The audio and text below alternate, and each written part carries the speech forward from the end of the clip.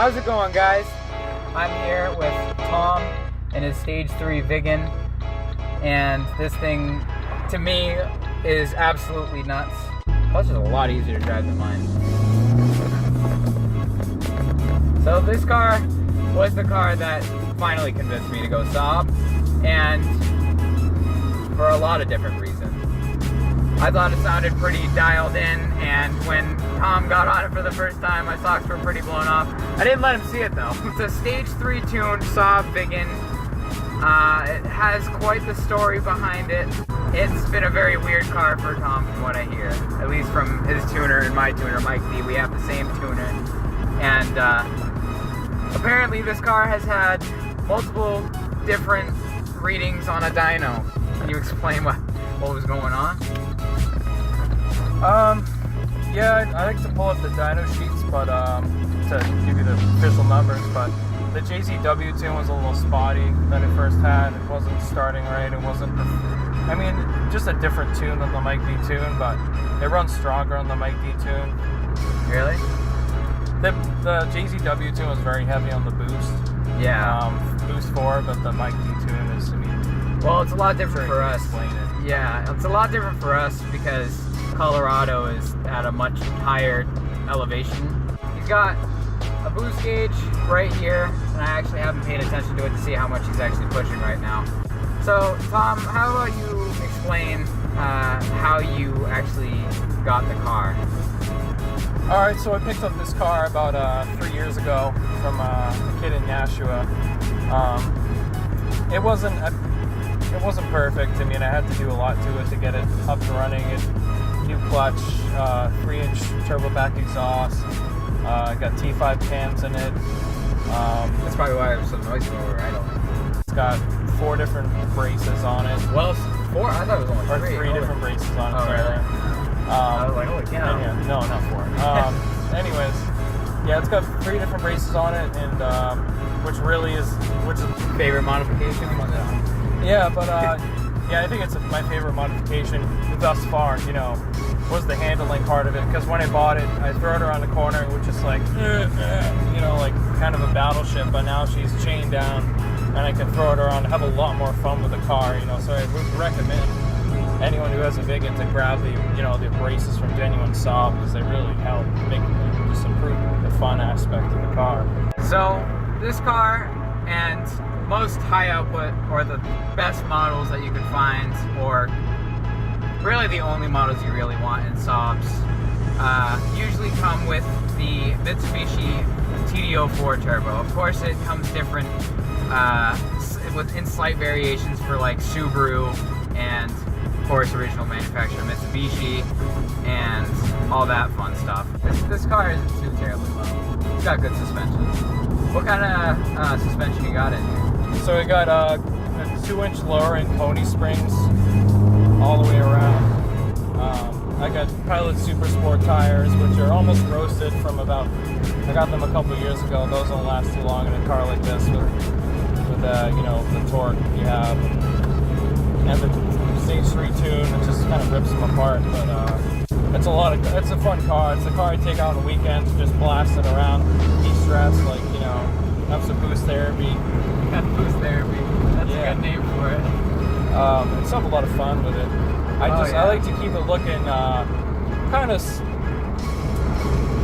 a stock, not stock, but I like to keep the original look. Like I've kept the clean original, got the original wheels. I got them powder coated, and I just lowered it. And, you know, I put the Euro corners on it. Retrofitted HIDs for the headlights, but it all looks like, you know, I mean, it all looks nice and clean. It doesn't look That's the look I was going for. Yeah. So he's got an ETS intercooler on it, and from what I hear, it was very annoying of an install. Yeah, you have to shape a little bit of the chassis, kind of wiggle it around a little bit, fit it in there. But we got it in there. But it's a big one. It definitely can hit the boost quite a bit. It doesn't heat soak. It's important because the original Viggen intercooler. Yeah, where was that actually? What was where was the original Viggen intercooler? Where it is right now, but right now it's just a huge aluminum, like. So it comes stock front mounted, right? Yeah. everything is set up in this car. Gas pedal goes a lot farther down than my car. That wasn't even to the floor. Holy cow. All the pedals are set up exactly the way that I would love them to be in my car. Yeah, the short shifter that I installed too helps and gives you some nice crisp shifts. Yeah, definitely. Yeah. Mine is very, a lot farther. It was a little long for me, so I got the kit from Genuine Saab and definitely put works it in well. there. Definitely just like a the transmissions don't really respond to like a crazy like something from Fast and Furious shifting, but I mean it just gives you a nice locks it in there. Yeah. Exhaust isn't super loud, but it's loud enough that you can that was a vibrant exhaust, isn't it? Yeah. A vibrant 3-inch exhaust with mufflers. How many mufflers does it have? Well, it is a rear muffler, just one, and it has the has a race cap, not a race cap, but like a high flow.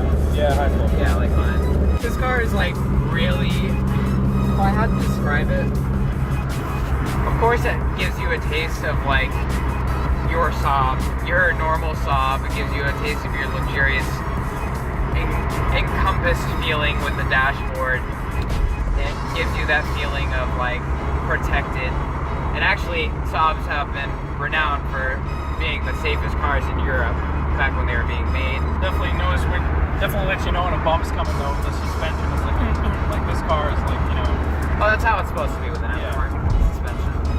Right. It does well. It's very smooth riding. Pony. Yeah. It's a very light clutch. Yeah. Which It holds good. Oh yeah, no doubt it will hold. It'll hold. It's a Viggen. Yeah, it'll hold a lot of power. Saab Viggen clutches were built a lot stronger than any other clutches that Saab made, but at the same time, for daily driving, I can see why you don't daily drive it. You could if you really wanted to. You would just have to get used to it, but for me, I'm not used to how loose it feels. It's not as rigid as mine, which in a racing standpoint is an advantage because you don't have to take as much. Saved up for a while, and then I just came across this one 3 years ago, and I had to really like work hard at trying to buy it from this guy. It was brutal, but to jump ahead of everyone else. But as soon as I went to see it, I remember pulling up at the house and the guy wasn't there yet, and I pulled up and there was like a 2005 Saab 9.3 there in silver. I'm like, wait, this is not a Viggen. What the hell? So I waited a while, and then I heard like a noise like coming around the. As soon as I saw this car turning around the block, it was over. I'm like, I'm buying this car today. Yeah, I didn't care. I brought extra money too. Like, didn't care.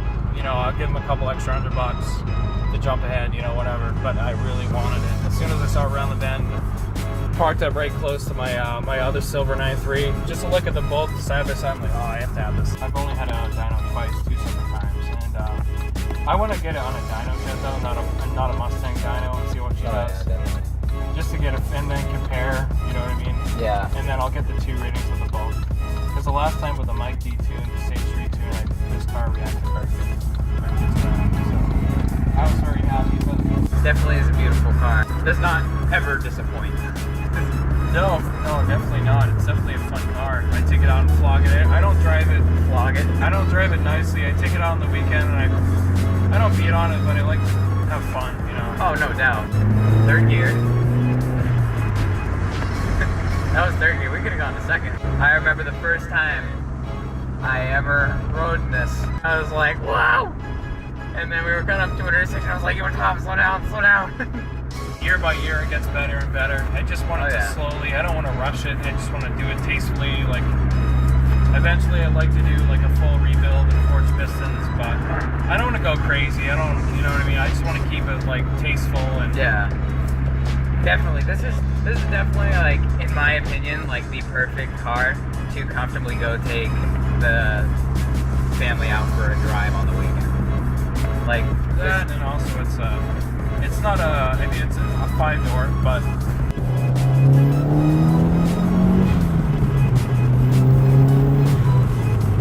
How'd that feel in the passenger seat? Nice. It's weird because the pedals are all super close to each other, where normal cars, I don't know if that's stock in all Viggens. I'd actually have to check with them. But I don't know if that's with all Viggens. I'm pretty sure it is. Yeah, it is. They're pretty close together. Alright, let's see what you hit for boost.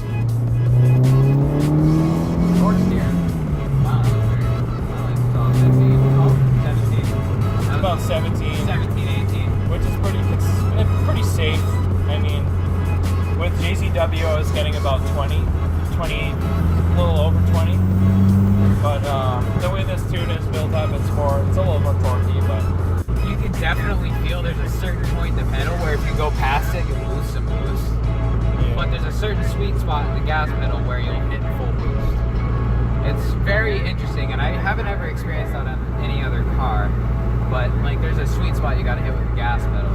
It still was a fun car without the tune and all these other modifications on it. It still was fun, but Oh yeah, definitely. it wasn't handling anywhere near as good. It wasn't, you know what I mean? But still, Yeah, definitely. Yeah. if you wanted to have a stock Viggen, it's still a lot of fun. You know, Southern car from Georgia, so it's underneath it's no rust, no nothing.